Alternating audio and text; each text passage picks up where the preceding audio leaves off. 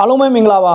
ဒီနေ့မှာတော့ဂျပန်ကတွန်ဟော့ကိုပထမဆုံးပြစ်ပြီးစစ်မတိုက်ရေးမှုဖြစ်တဲ့ Article 9ကိုဆွန့်လွတ်တော်မှာလားဆိုတာကိုသုံးသပ်တင်ပြသွားပါပါ2026ခုနှစ်ဇူလိုင်လ29ရက် Pacific သမုဒ္ဒရာထဲကဂျပန် Egypt ဖြတ်သင်းမော JS ချိုကိုင်းပေါ်ကန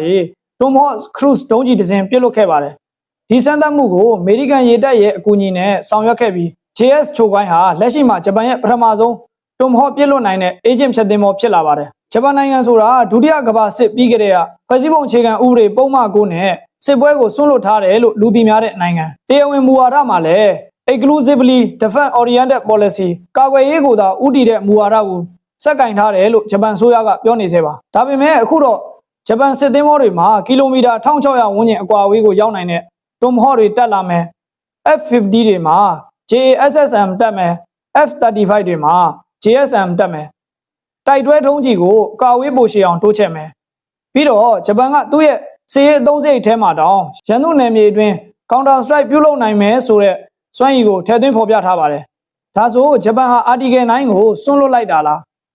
ဒီနေ့အဲ့ဒီမေးခွန်းကိုသုံးသပ်ကြည့်အောင်ပါဂျပန်ကဘာကြောင့်စစ်မတိုက်ရေးနိုင်ငံဖြစ်ခဲ့တာလဲဒုတိယကမ္ဘာစစ်မတိုင်မီကဂျပန်ဟာအာရှမှာအင်အားအကြီးဆုံးစစ်အင်ပါယာတစ်ခုဖြစ်ခဲ့ပါတယ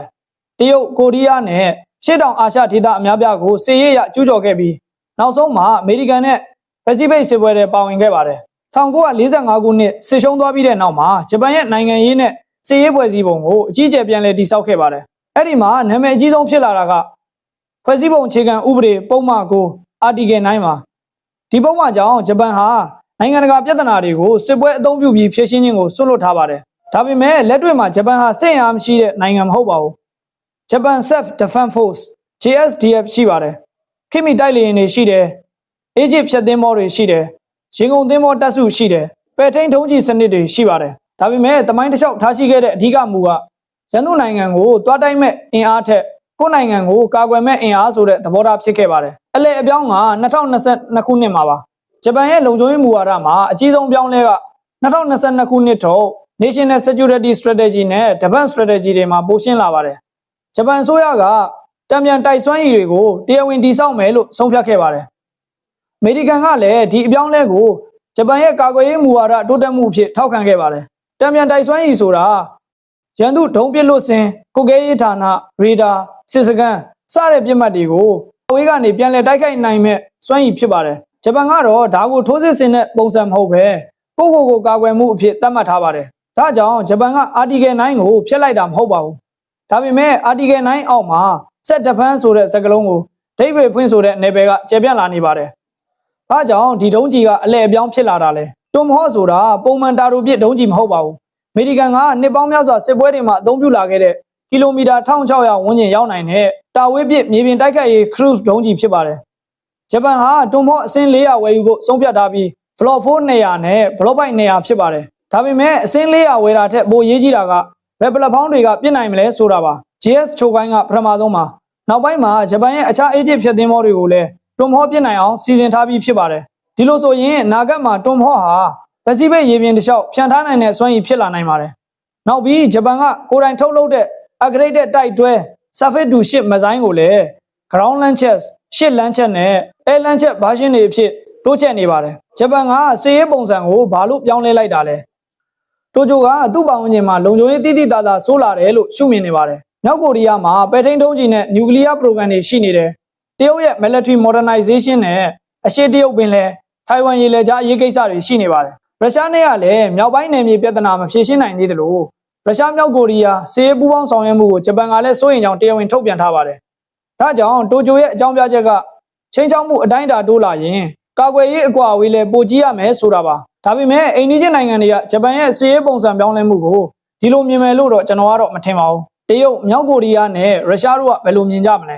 စစ်ရေးအစီအစဉ်တွေမှာရည်ရွယ်ချက်ထက်စွမ်းရည်ကိုတွက်ရပါတယ်ဂျပန်ကဒီလက်နက်တွေကိုကာကွယ်ရေးအတွက်ပဲသုံးမယ်လို့ပြောနိုင်ပါတယ်ဒါပေမဲ့တရုတ်ရဲ့စစ်ရေးစီမံကိန်းရေးဆွဲသူတယောက်အတွက်တွန်ဟော့တက်ထားတဲ့ဂျပန် Egypt ဖြတ်သင်းမောဆိုတာမြေပြင်တိုက်ခိုက်မှုစွမ်းရည်ရှိတဲ့မိုဘိုင်းပလက်ဖောင်းတစ်ခုဖြစ်သွားပါတယ်မြောက်ကိုရီးယားအတွက်လည်းအလားတူပါပဲရုရှားအတွက်လည်းအရှေ့ပြားဒေသမှာဂျပန်ရဲ့အဝေးပြေးတိုက်ခိုက်မှုစွမ်းရည်အသစ်ကိုစစ်ရေးတွက်ချက်မှုတွေထည့်ရမှာဖြစ်ပါတယ်တွန်ဟော့ရဲ့အကွာအဝေးနဲ့ဂျပန်ရဲ့ပထဝီအနေအထားကိုပေါင်းကြည့်ရင်ရှေ့မြောက်အာရှဒေသတွေကစစ်ရေးပြစ်မှတ်အများပြားဟာဤပညာအရလက်လန်းမိနိုင်တဲ့အကွာအဝေးတွေဝင်လာနိုင်ပါတယ်ဒီအချက်ကစစ်ရေးအရတ တင်းမာမှုတွေကိုပိုပြီးတိုးလာစေနိုင်ပါတယ်ဒီနေရာမှာတကယ်အရေးကြီးတာက US ဂျပန်ပေါင်းစည်းမှုဖြစ်ပါတယ်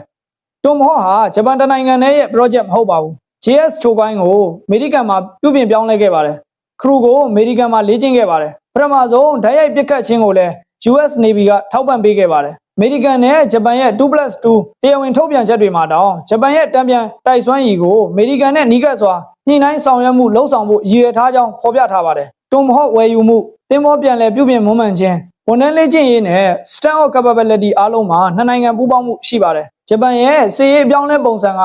အနာဂတ်အင်ဒိုပစိဖိတ်အကြက်တဲမှာဘာတွေဖြစ်လာနိုင်တယ်လဲပထမအချက်ကအရှေ့အာရှရဲ့စစ်ရေးအင်အားချိန်ခွင်ရှာပြောင်းလဲလာခြင်းဖြစ်ပါတယ်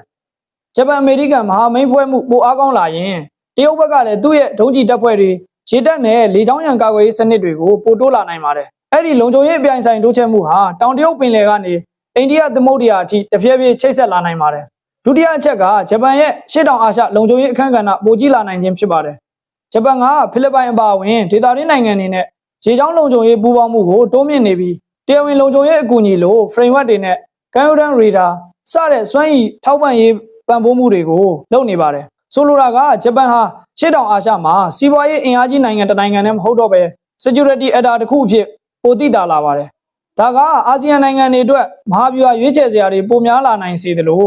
တရုတ်အမေရိကန်ဂျပန်ရှင်ပြိုင်မှုကြားဖိအားလည်းပိုတက်လာစေနိုင်ပါတယ်အနည်းချုပ်ရရင်အရင်ကရန်သူမဆိုင်ကိုဘယ်လိုပြစ်ချမလဲဆိုတဲ့မေးခွန်းကိုဦးစားပေးခဲ့တဲ့ဂျပန်ဟာအခုတော့ရန်သူကထပ်မပစ်နိုင်အောင်ဘယ်လိုတံပြန်တိုက်ခိုက်မလဲဆိုတဲ့မေးခွန်းကိုတရားဝင်စစ်ရေးအစီအစဉ်နဲ့ထည့်သွင်းလာပြီးဖြစ်ပါတယ်ဒါကြောင့်ဂျပန်ရဲ့ငြိမ်းချမ်းရေးဝါဒီမျက်နှာပုံချွတ်လိုက်ပြီလို့တကြောင်နဲ့ပြောတာထက်ပိုတိကျတဲ့သုံးသက်ချက်ကဂျပန်ရဲ့စစ်မတိုက်ရေးအခြေခံမှုမပြောက်သေးပေမဲ့ကာကွယ်ရေးဆိုတဲ့စကားလုံးရဲ့စစ်ရေးအဓိပ္ပာယ်ဟာတိတိတသာကျယ်ပြန့်လာနေပြီဆိုတာပါနောက်လာမယ့်မေးခွန်းကတော့ဂျပန်ရဲ့ဒီအရွေးကရှေ့အာရှမှာစစ်မဖြစ်အောင်တားဆီးနိုင်မလားဒါမှမဟုတ်တစ်ဖက်နဲ့တစ်ဖက်ပိုဝေးဝေးပြစ်နိုင်တဲ့လက်နက်တွေစုလာတဲ့ Unris အသစ်ကိုပုံမြန်စေမလားဆိုတဲ့အချက်ပဲဖြစ်ပါတယ်အားလုံးကိုကျေးဇူးတင်ပါတယ်